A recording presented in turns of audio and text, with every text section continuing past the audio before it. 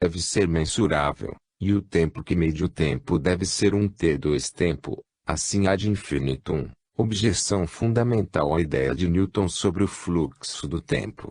H. G. Wells, em A Máquina do Tempo, foi o primeiro, segundo J. W. Dunne, a insistir na necessidade de encarar o tempo como quarta dimensão.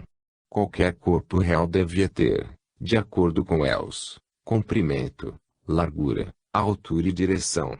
A matéria, para Wells, estendia-se, durava, no tempo.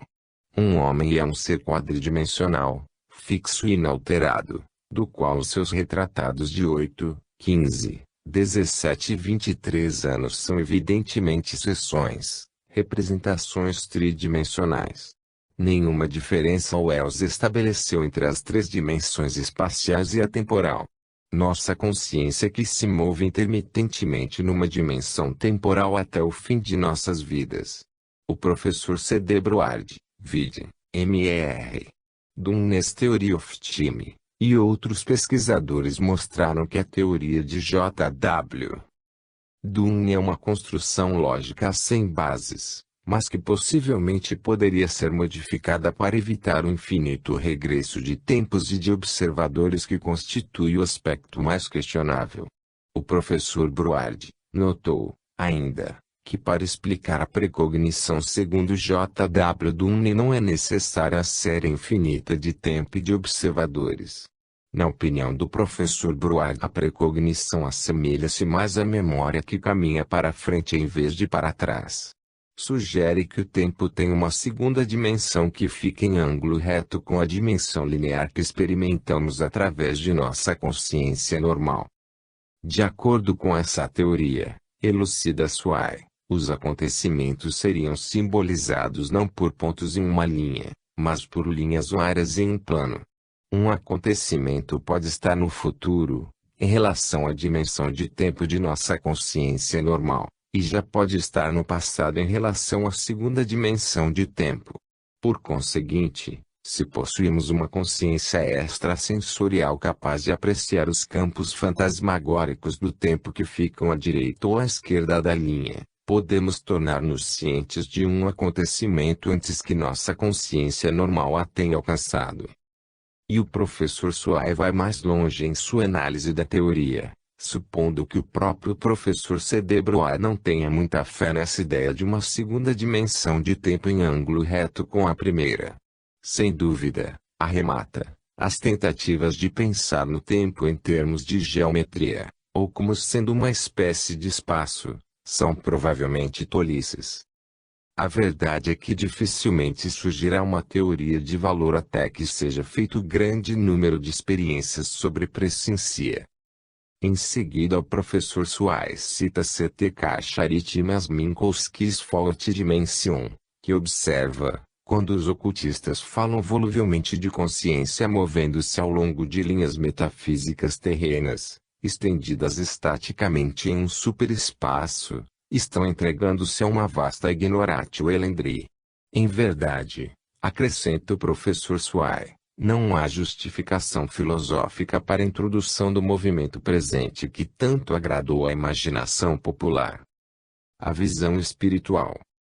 Se sairmos do âmbito das coisas puramente materiais, ensina Kardec em A Gênese, e entrarmos, pelo pensamento, no domínio da vida espiritual, veremos o mesmo fenômeno, predição, produzir-se em maior escala. Os espíritos são como o homem na montanha, o espaço e a duração não existem para eles. Mas, a extensão e a penetração da vista são proporcionais à depuração deles e à elevação que alcançaram na hierarquia espiritual. Bem se compreende, pois, que, de conformidade com o grau de sua perfeição, possa um espírito abarcar um período de alguns anos, de alguns séculos, mesmo de muitos milhares de anos, porquanto, que é um século em face do infinito. Diante dele, os acontecimentos não se desenrolam sucessivamente, como os incidentes da estrada diante do viajor. Ele vê simultaneamente o começo e o fim do período, todos os eventos que, nesse período, constituem o futuro para o homem da Terra, são o presente para ele, que poderia então vir dizer-nos com certeza, tal coisa acontecerá em tal época, porque essa coisa ele vê como o homem da montanha vê o que espera o viajante no curso da viagem. Se assim não procede, é porque poderia ser prejudicial ao homem o conhecimento do futuro, conhecimento que lhe pearia o livre-arbítrio, paralisá-lo-ia no trabalho que lhe cumpre executar a bem do seu progresso. O se lhe conservarem desconhecidos o bem e o mal com que topará constitui para o homem uma prova.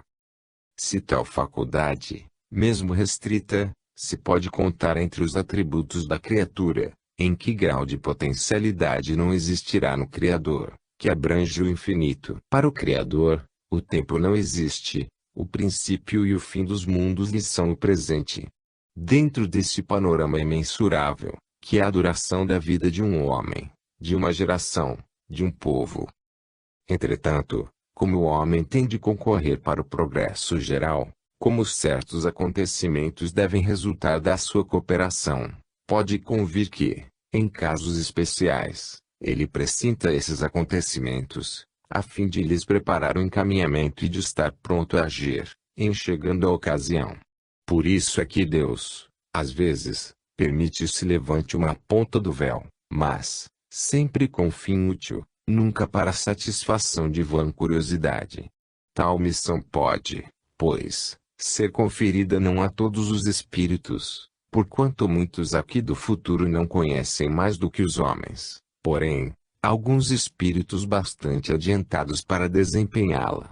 Ora, é de notar-se que as revelações dessa espécie são sempre feitas espontaneamente e jamais, ou, pelo menos, muito raramente, em resposta a uma pergunta direta, pela sua ambiguidade, elas se prestam a interpretações muito diferentes, de tal sorte que, conforme o sentido que se atribua a certas palavras alegóricas ou convencionais, de acordo com a maneira por que se efetue o cálculo, singularmente complicado, das datas e, com um pouco de boa vontade, nelas se encontra quase tudo o que se queria. Seja como for, não se pode deixar de convir em que algumas apresentam caráter sério e confundem pela sua veracidade. É provável que a forma velada tenha tido, em certo tempo, sua razão de ser e mesmo sua necessidade. Hoje, as circunstâncias são outras. O positivismo do século dar-se-ia mal com a linguagem sibilina. Os espíritos, acrescenta Kardec, quase sempre motivam a opinião que manifestam, por não quererem que o homem anule a sua razão sobre uma fé cega e desejarem que este último lhe aprecie a exatidão. Seleta bibliográfica sobre profecia e precognição. Há uma série de obras que tratam da profecia e da precognição. A maioria jamais chegou ao Brasil, mesmo na língua em que foram escritas. Deve-se, pois, admitir que as fontes de consulta, em língua portuguesa, são, sobremodo, restritas. Daí por que recorremos à bibliografia alienígena.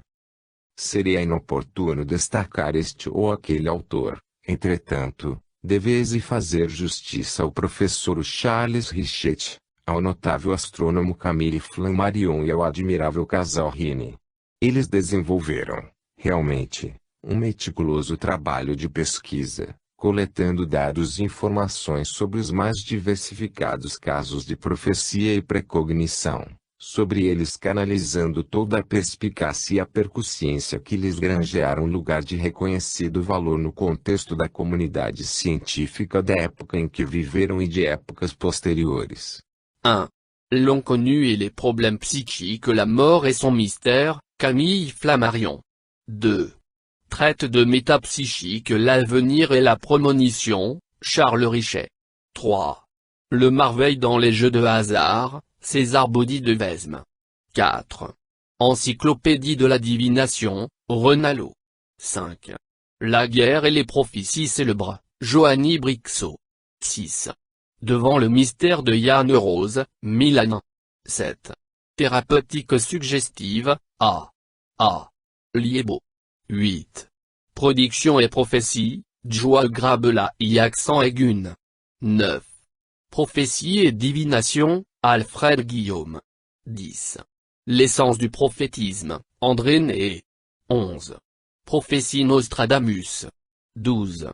Prophète escalde suédois, P. Alterbaum. 13. Peut-on connaître l'avenir? Charles Gerbet. 14. La connaissance supranormale, Genosti. 15. L'énergie spirituelle, Henri Bergson. 16. La connaissance de l'avenir, Maurice Maeterlinck. 17. Human personality and its survival of bodily death, Frederick W. H. Myers. 18. Through the Time Barrier, a study of precognition and modern physics, Dana Zohar. 19. Some cases of prediction, E. Littleton. 20. Evidence of displacement in a precognition, Fast G.